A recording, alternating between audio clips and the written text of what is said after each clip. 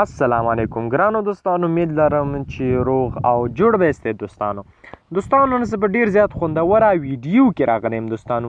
په دې هیله دوستانو دغه ویډیو مو خوښه شي او ویډیو د دې په اړه ده چې د فیسبوک 4 مهم او پټ شیان دوستانو چې تاسو ته نه دي معلوم، دغه به زه تاسو ته نن په دې ویډیو کې ښایم. دوستانو په لومړي کې چې د زموږ چینل مو نوي سبسکرایب کړئ نو ستاسو په سبسکرایب باندې هیڅ نه کیږي او سبسکرایب ماته دا وړتیا راکوي چې له دې نه ښایسته ویډیوګانې زه تاسو ته چمتو کړم. نو مهرباني وکړئ زموږ چینل حتما سبسکرایب کړئ، په دې سبسکرایب اپشن باندې ضرور در سره کلیک وکړئ دوستانو. او په خوا کې کوم د بیلي یا د ګیټي نشان دی، په دې باندې هم در سره لازمي کلیک کړئ او په آل باندې کلیک وکړئ دوستانو. او دوستانو چې د زموږ ویډیو مو لایک کړي نو نو مهرباني وکړئ زموږ ویډیو لایک کړئ او له نورو دوستانو سره یې شیر کړئ دغه ویډیو.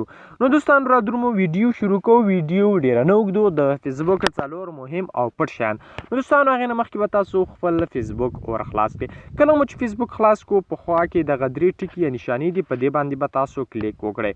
کله مو چې کلیک ورکړه لاندې به راشئ دوستانو، په سیټینګ اینډ فرینسي باندې به کلیک. کله مو چې دلته کلیک وکړو بیا به په سیټینګ باندې کلیک وکړئ دوستانو. کله مو چې دلته کلیک وکړو لږ صبر به وکړئ، لاندې به راشئ دوستانو. لاندې به راشئ دوستانو، ښه به لاندې راشئ دوستانو. چینل مو نوي سبسکرایب کړئ نو مهرباني وکړئ زموږ چینل حتما سبسکرایب کړئ. په میډیا اینډ کانټاکټ باندې به کلیک وکړئ دوستانو. زیات دوستان دا پوښتنه کوي چې موږ سره کوم معلومات مثلا موږ په هغه یوټیوب یا یو کوم ځای وي یا فیسبوک کې چا لینک شیر کړی وي نو هغه موږ کوم بروزر ته بوزي نو هغه موږ چې ډایرکټ یوټیوب ته بوزي نو دغه 4 اپشنان 5 اپشنان دي، دې په اړه به تاسو ته معلومات درکوم. نو لومړی تاسو د باندې کلیک کړئ که چېرته تاسو کوم یو لینک خلاصوئ نو ډایرکټ به تاسو هغه سایټ ته بوزي، تاسو به کوم بروزر ته نه بوزي نو دا خلاص کړئ. دویم دا چې تاسو خپل تصویر په ایچ ډي کوالټۍ سره پورته کوئ. زیات دوستان پوښتنه کوي چې کله موږ تصویر فیسبوک ته پورته کوو نو تصویر په فیسبوک کې خرابېږي. نو تصویر په ایچ ډي کوالټۍ پورته کولو سره په دې اپشن باندې کلیک کړئ، دا هم آن کړئ دوستانو. دې باندې کلیک کړئ، دا هم آن شو. کله چې ویډیو تاسو په ایچ ډي کوالټۍ سره پورته کوئ، مثلا موږ یو فیسبوک ته یو ویډیو پورته کوو نو هغه فیسبوک کې خراب شي، د هغې نه خرابېدو لپاره مهرباني وکړئ دا آن کړئ دوستانو.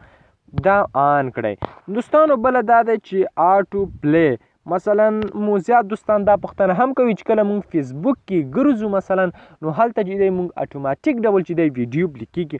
نو ویډیو د پلی کولو لپاره بیا به ستاسو د آټو پلی باندې به دلته کلیک وکړئ دوستانو. کله مو چې کلیک وکړو بیا به د دویم اپشن آنلی په دې باندې کلیک وکړئ دوستانو. کله مو چې کلیک کړو دا اوس تاسو وکولی شو چینج شو او دا به ورته آن کړئ.